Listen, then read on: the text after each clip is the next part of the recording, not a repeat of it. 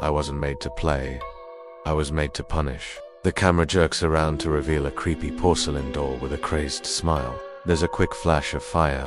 We hear a woman scream. Another flash shows a child's face streaked with tears. Then the screen glitches to black. A few moments later, we see a little girl rummaging through an old trunk in what looks like an attic.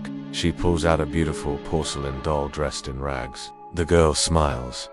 She blinked at me. As she turns to show her grandma, the screen fades to black. Grandma, who has a horrified expression on her face, doesn't respond. She just stares at the doll. That night, the little girl is lying in bed watching the new doll across the room. The lights flicker. Suddenly, the lights go out, and when they come back on, the doll is on the floor facing the wall. The next morning, the girl is eating breakfast with her parents and grandma. You should probably get rid of that thing, her dad says. It's just an old doll, her mom says. And besides, it belonged to your great-grandma. Your grandma loved that doll. It's a family heirloom. Later that day, the girl takes the doll up to her room. As she walks past some family photos hanging on the wall, they fall down.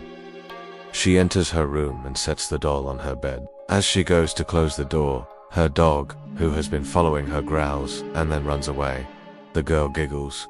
Don't be scared. She's just a doll. She whispers something that makes no sense. She used to stand right there.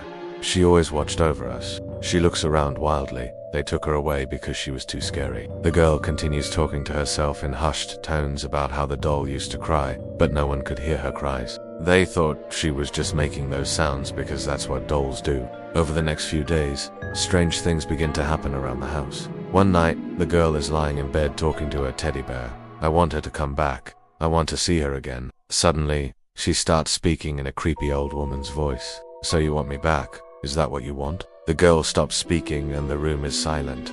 Then she starts speaking again, this time in her own voice. Who said that? Who's there?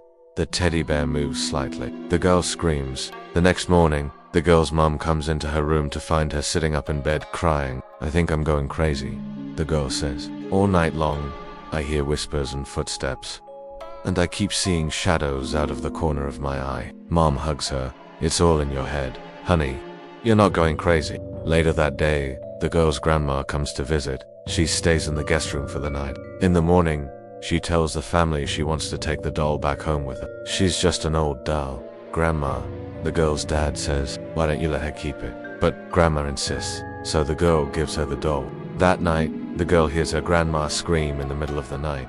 She gets out of bed and goes to investigate. As she creeps down the hallway toward the guest room, she sees the doll standing at the end of the bed smiling at her. She screams and runs away. The next morning, everyone is gathered around the kitchen table except for Grandma. Where's Grandma? The girl asks. She went home last night. Her dad says, what? Why didn't you wake me up? The girl asks. Because you were sleeping, honey, her mom says. Later that day, the girl sneaks into her grandma's room.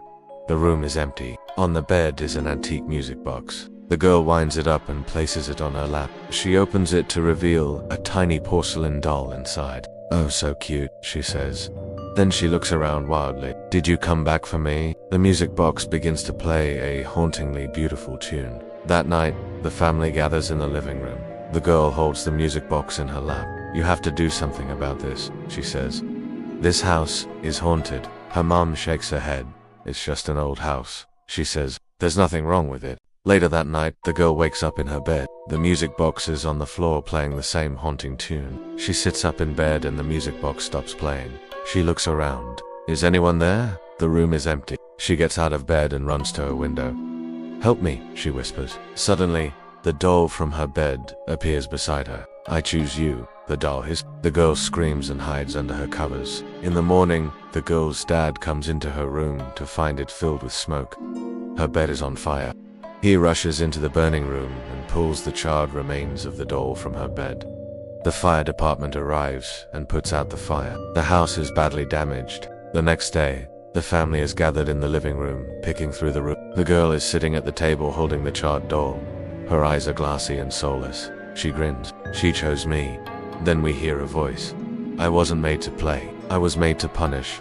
The doll's grin widens. I'm not just a doll. I'm real. Then we hear a knock at the door. It's a delivery man holding a package. The girl's mom signs for it.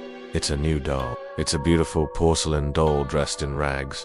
The girl smiles. She blinked at me. She turns to show her family, but they're all dead. The screen fades to black. Until next time, don't forget to smash that thumbs up button and subscribe. Thanks for watching.